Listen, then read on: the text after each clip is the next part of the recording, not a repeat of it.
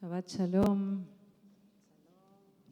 Qué lindo que es cantar con Milena y con John y con Dina. Qué bien que me hace. Felicidades.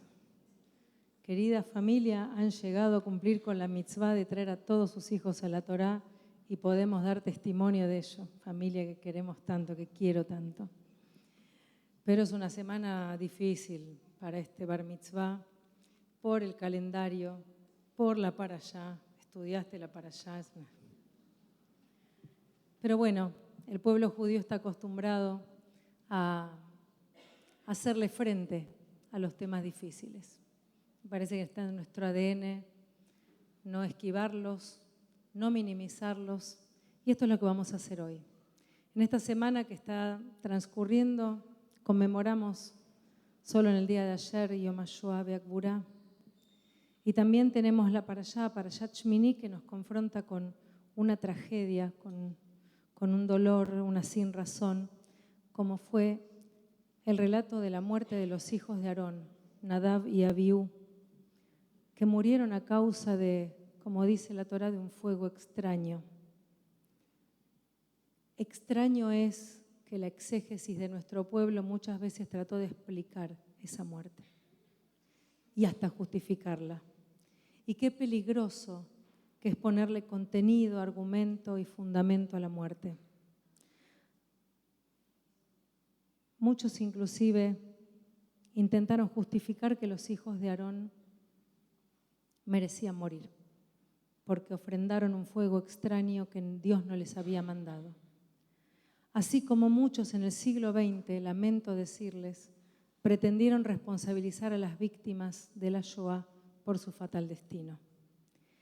Y la tradición judía, a través de la lectura semanal, cíclica y constante de la Torá, no nos permite evadirnos de este texto, que a veces agrada y otras veces provoca y angustia.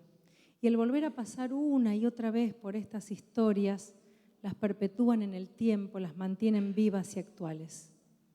Y la pregunta que me hago yo hoy es qué pasará si dentro de algún tiempo, a diferencia de la lectura de la Torá que la hacemos siempre y volvemos a evocar esas historias, qué pasará cuando dentro de un tiempo la tragedia de la Shoah y las aberraciones del nazismo dejen de producir espanto y dolor en la humanidad.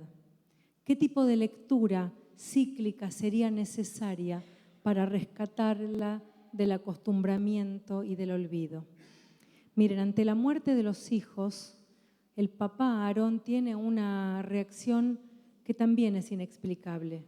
Dice, Vaidom a Aarón, y Aarón enmudeció. Y créanme que yo jamás me atrevería a juzgar la reacción de nadie ante la muerte de un ser querido. A pesar de haber encontrado un sinfín de interpretaciones que valoran positivamente ese silencio. No vamos a entrar en ellas. Pero el binomio tragedia y silencio de la parashá me llevó a repensar la luz de la herida abierta que es la Shoah. El silencio encubridor le permitió al nazismo avanzar con su plan macabro. El silencio de la indiferencia evitó salvar miles de vidas. El silencio de los cómplices que apañó a los perpetradores.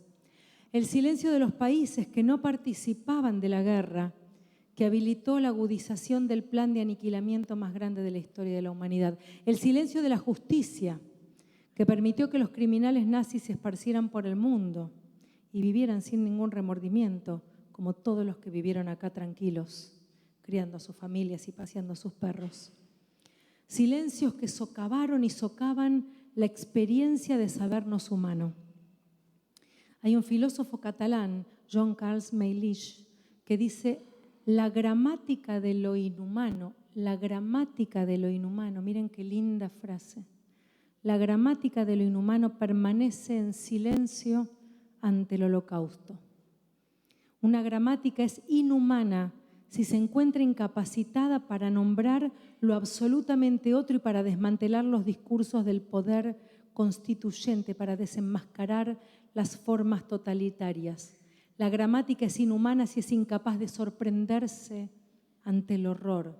familiarizarse con el horror, convertir el horror en algo habitual, en una radical derrota humana. Y díganme si hoy no estamos siendo testigos en tantas circunstancias de una gramática de lo inhumano, cuando ya el horror no te sorprende, no te mueve. El totalitarismo salvaje socava la palabra, apaña al pusilánime y enmudece a la víctima que, aunque grite, su voz no posee sustancia alguna. Pero la barbarie, lamentablemente, no terminó con el fin de la guerra. El daño fue tan inconmensurable que de eso no se podía siquiera hablar. Y allí aparece, y muchos de los que no son tan jóvenes acá me van a dar la razón, allí aparece el silencio de las víctimas que lograron sobrevivir. ¿No es cierto? Por años y años no pudieron contar su historia, por temor a no ser creídos, por miedo a hacerle daño a sus hijos, por necesidad de borrar las palabras que hablaban de un horror inenarrable. Atesoramos cada uno de los relatos, de las imágenes que dibujaron luego los sobrevivientes con palabras de sumo cuidado para no provocarnos demasiado dolor. Nos constituyen sus relatos de esperanza en la vida, sus mensajes de amor y la hidalguía de su misión, contar y contar y contar hasta el final de sus vidas para que nunca más la humanidad permita que suceda algo similar. Pero hoy lamentablemente tenemos que hablar de otro silencio, peligroso y letal para la condición humana, el silencio del que niega, el silencio del que se hastió de hablar de temas del pasado, el silencio de los hijos de la anestesia social y cultural que no se meten en temas que les producen displacer y los distraen de sus hedonismos. Si la palabra desaparece, dice Paul Ricoeur, si la palabra desaparece, si la palabra no es capaz de reconfigurar la memoria, desaparece también la humanidad y la esperanza.